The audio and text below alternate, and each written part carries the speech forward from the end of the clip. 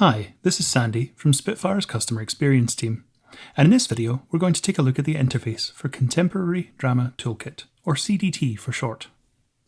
To load an instrument, we can choose it from the menu on the left hand side here, and we can either double click an NKI or click and drag to the area on the right.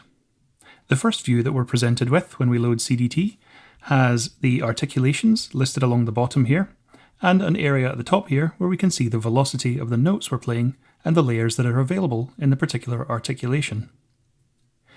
If you've watched the walkthrough for CDT, you'll know that the articulations have texture layers, soft layers, and loud layers. Some will have just a texture layer, like Haywire here, which you can see the name of the selected articulation appear on the left when you select it.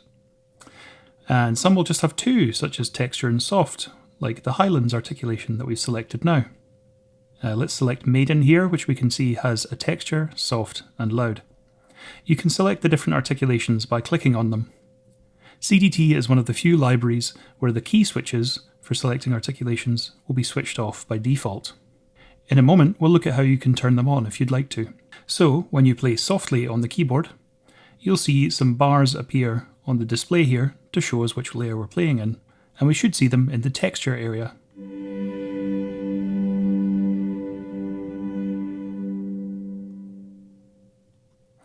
And if we play a little bit harder, a slightly higher velocity that is, we'll see some of the notes in the soft layer.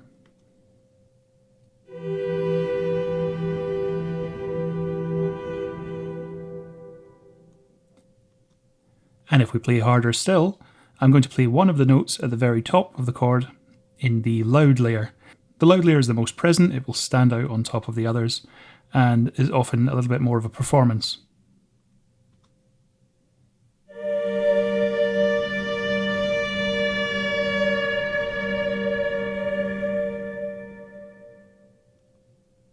Other things to note on this view, underneath each of the articulations we have a little microchip icon, which when it's white, like it is at the moment, means this articulation is available and is loaded into memory. If we know we're not going to use an articulation, we can click on it, it will go grey, and the memory readout here will go down as it's unloaded from RAM. As I click these, you can see the memory load for this particular patch getting smaller and smaller. And as I click it to enable them, you can see them loading into memory. As I mentioned, the default key switches are disabled when you load the patch. This is because the blue playable range might overlap.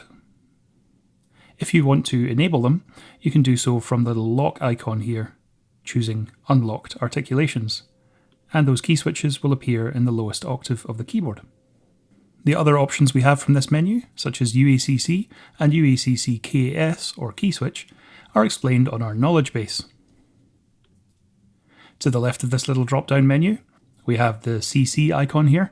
This allows us to change the default MIDI control change that will be used for the UACC method. To change it, we simply right-click or control-click, and then we can learn MIDI CC Automation. The other option here, the small keyboard icon, is called the keyboard shimmier. I'm going to enable the key switches again for a moment to show you how this works. We can click on this little icon and drag from left or right to transpose that red range of key switches. Besides this view, we have two other views.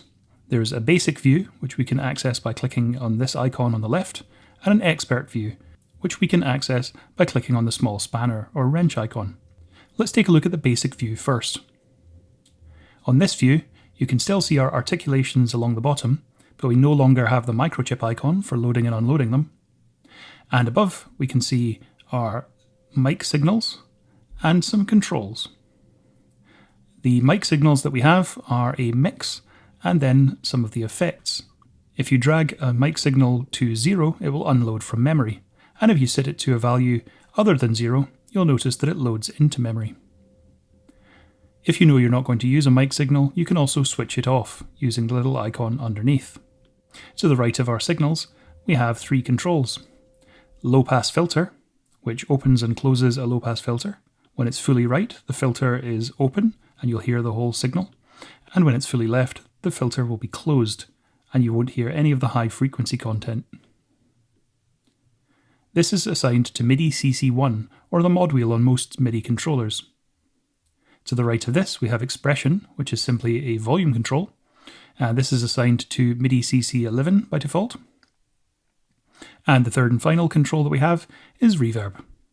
Set all the way to the left, this adds no additional reverb at all. And set all the way to the right will be the maximum amount of reverb available. With it set in the middle, where it is default, it's a moderate amount of added reverb. The third and final view that we have is the expert view, which, like I say, we can get to by clicking on this spanner or wrench icon. This looks quite a lot like the basic view, but we have a few more options. You'll see that we have the options for locking our articulations and changing the key switches that we had on the default view. We also have the articulations, and the microchip icons are back. We also have our mic mixes here, and the controllers on the top right. On this view, however, we also have some additional options for the signal section, some memory options here, some round robin functionality, and envelope controls. So, looking at the signal area first, we have these 4 additional buttons. The first of these buttons is the velocity curve control. This allows you to change how the patch responds to velocity. So if you feel that you're having to play very hard or very soft to get the patch to behave how you'd like, you can choose one of the other velocity curves from this drop-down menu. Or you can create your own custom curve using the mouse. I'll set this back to the default, which is linear velocity. And you can click on the same button to dismiss this. To the right of the velocity curve, we have our stereo controls. Here we have little radio buttons to choose which of the signals we're changing the settings for, and we have stereo width and pan for positioning in the stereo field. To the right of the stereo controls, this button is our per articulation mix button. When it's grayed out, any of the changes we make will affect all of the articulations in the patch. And when it's enabled, and it goes white like it is now, the changes we make to the signals are only made for the currently selected articulation. This allows us to set up specific mixes for each of the articulations. I'll leave that off for now. And the fourth option that we have, this little floppy disk icon, allows us to reset the mix settings to their default, copy and paste them into another patch, or save them so that they can be loaded into another patch in the future. To the right of our signals, we have some memory options and the transpose function. This drop-down menu just has some preset memory options. These are generic to all of our libraries, so not all of them will apply, such as shorts. As this library has no short articulations, if we choose this, it will unload all of the articulations from memory. If we set it to normal, all of them will be loaded. And some settings, like power, will load all of the signals and all of the articulations at once. Underneath this menu, we have the option to purge unused samples. By default, this is switched on, and what that means is any signals we aren't using and any articulations we aren't using won't be loaded into memory. You'll notice I have the effects signal turned off right now. If I disable purge unused, you'll notice this memory reading increase as those samples are loaded to memory, even though we're not using them. You might want to disable purge unused if you plan to automate the mic signals from 0 to another value and you don't want them to load and unload from memory and potentially glitch the audio. Underneath purge unused, we have the transpose option. This won't pitch shift the samples themselves. Instead, what it does is transposes the incoming MIDI. So for instance, if I was to play this C and the transpose is set to 0, then we'll hear the sample associated with that C. However, if I set this to 12 and play that same C, the incoming MIDI is transposed up 12 semitones, or an octave. To the right of this, we have our round robin menu. This allows us to layer some samples from surrounding sample zones to thicken the sound, or create extra round robins by borrowing samples from surrounding zones and pitch shifting them. On the right of that, we have our 3 controllers, which are the same as the ones on the basic view. That is low pass filter, expression, and reverb. And then finally, we have some envelope controls in the lower right. These are attack, decay, sustain, and release. Quite typical controls for a synthesizer. To summarise them very briefly, attack is the time that it takes for the signal to reach its loudest volume. Decay is the time that it takes for it to drop from that volume to whatever the sustain is set to.